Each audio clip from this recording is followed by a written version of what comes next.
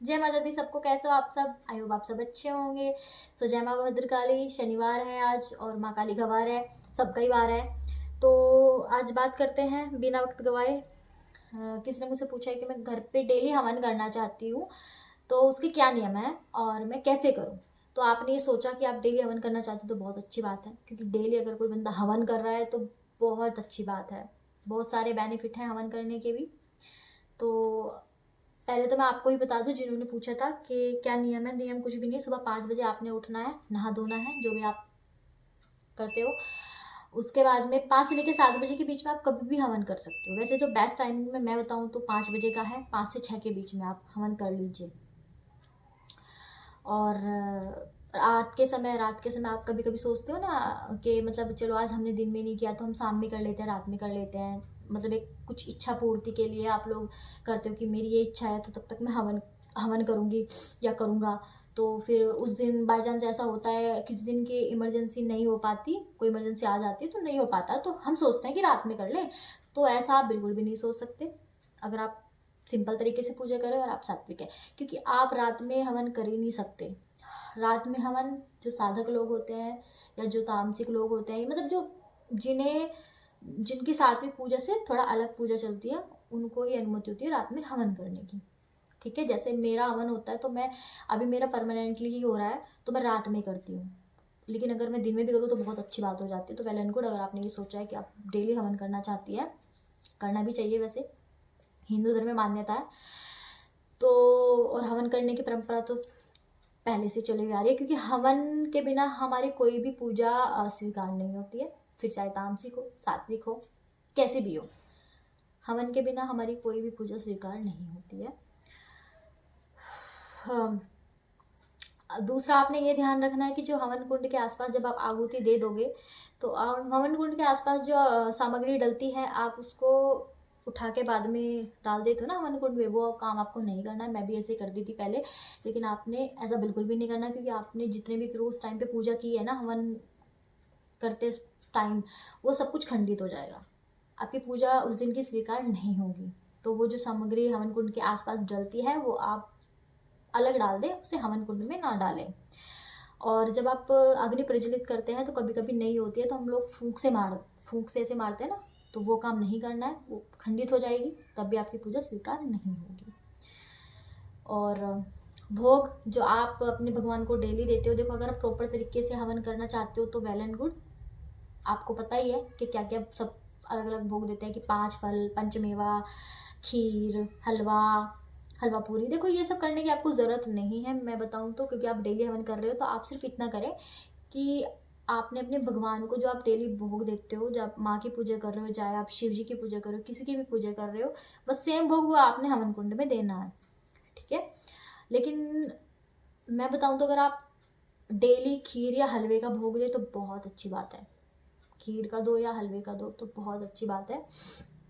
अगर आप कर सकते हो, अगर आप ये भी अफोर्ड नहीं कर सकते तो कोई बात नहीं, आप बतासे का भी भोग देते हो तो वो भी आप हवन कुंड में दे सकते हो। ज़्यादा कोई बड़ी इश्यू नहीं है, क्योंकि देखो भगवान को प्रसन्न करने के लिए चीज़ों की ज़रूरत नहीं होती है। आपका मन साफ होना चाहिए, आपका कर्म साफ होना चाहिए। आप 56 भोग लगा लो, लेकिन अगर आपका कर्म साफ नहीं है ना, आपके अंदर घमंड है, घमंड चाहे किसी भी चीज़ का हो, आपके अंदर घमंड है, आपने इधर चुगली कर दी, आप दूसरे बंदे को गलत बोल रहे हो, आप उसकी चुगली वहाँ कर रहे हो, तो देखो ये फिर तो आप चाहे 56 भोग लगा लें, कितने ही भोग लगा लें, मिलेगा आपको उतना ही जितना आपके हिस्से में है। लेकिन अगर आपके कर्म अच्छे हैं ना, तो भगवान आपके हिस्से से भी आपको ज़्यादा देता है। आप कुछ ना भी करो ना तो भी भगवान आपको देता है, भरपूर देता है। तो कर्म भी अच्छे होने चाहिए। खैर ये टॉपिक थोड़ा अलग हो गया। तो हवन की बात चल रही थी। तो नियम कुछ भी नहीं है भाई, बस यही नियम है कि जो भोग आप दे रहे हो डेली दें। और जिस भी आप इच्छा पूर्ति से, अगर आपकी कोई इच्छा है, उस इच्छा से आप डेली हवन कर रहे हो तो भोग एक ही रखें, डेली अलग अलग भोग ना दें। ठीक है। और बस यही था। हाँ, जो मंत्र होते हैं, आपने पूछा था कि आहुति में मतलब कैसे आहुति देते हैं, तो देखो आहुति ऐसे देते हैं। ओम गणेशाय नमः, ओम शिवाय नमः, ओम गौरीशाय नमः, ओम कार्तिकाय नमः, ओम स्थान देवताय नमः, ओम कुलदेवी देवताय नमः। मतलब आपने सारे देवी देवताओं के नाम लेने हैं जो आपको याद है, जो कि मतलब आपके यहाँ आप डेली मतलब ये आप ले सकते हो, उनके आपको नाम लेने हैं और आहुति दे देनी है। दूसरी बात, एक बात और बता दो, मैं भूल गई सॉरी, जब आप हवन कुंड में भोग दोगे तो अगर आप चौके लगाते हो, आपका गुरु है तो फिर तो गुरु द्वारा आपको भोग बताए गए होंगे।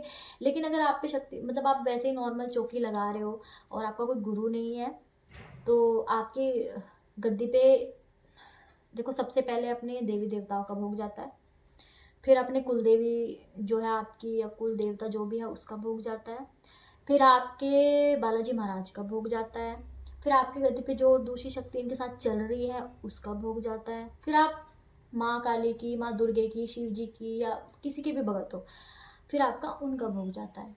और उनके साथ अगर और अदर शक्तियाँ भी आपकी चौकी पे चल रही हैं तो उनके सबके अलग अलग भोग जाते हैं।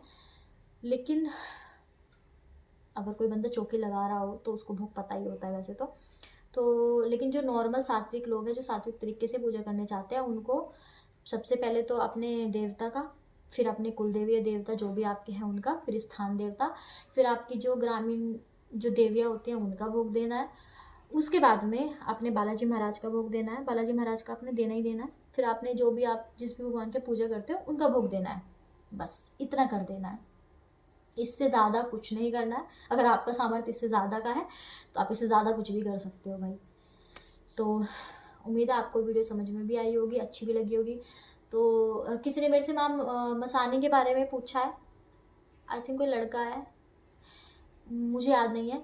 तो उन्होंने मेरे से पूछा है कि आप मुझे बता दीजिए कि मैं मसानी माँ के घर में पूजा कर सकता हूँ, उनकी प्रतिमा घर में लाकर पूजा कर सकता हूँ, उनके व्रत कैसे होते हैं। तो देखो भाई, मसानी माँ की पूजा करनी है तो उनके उनके नियम होते हैं, उनके नियम भी अलग होते हैं, उनके तौर तरीके भी अलग होते हैं। मतलब उनकी मैं अगली वीडियो बनाऊंगी तो उसमें आपका समझा दूंगी सब कुछ। अगली वीडियो मामा सानी के ऊपर ही लेके आएंगे, क्योंकि हम एक वीडियो में एक ही टॉपिक क्लियर करें तो बेटर होता है, फिर होच पोच हो जाती है। तो उम्मीद है आपको वीडियो समझ में भी आई होगी और आपके डाउट भी क्लियर हो गया होगा। तो आप हवन करिए, डेली हवन करिए। हवन करने से नकारात्मक ऊर्जा जो आसपास होती है वो नष्ट होती है, हमारे घर का माहौल भी अच्छा होता है, प्लस हमारी जो अंदरूनी शक्तियाँ होती हैं वो पावरफुल होती है। जो हमारा आत्मविश्वास होता है, आत्मसम्मान मतलब वो बढ़ता है ना। बहुत सारे बेनिफिट होते हैं हवन करने के। और कुछ प्रतिशत जो हमारी कुंडलिनी शक्ति है वो भी जागृत होती है। आपके पास अगर कोई छोटी मोटी नकारात्मक ऊर्जा है, कुछ भी है आपके घर में है, किसी के ऊपर भी, तो वो भी हवन करने से नष्ट हो जाती है। आसपास का वातावरण स्वच्छ होता है, अच्छा हो जाता है।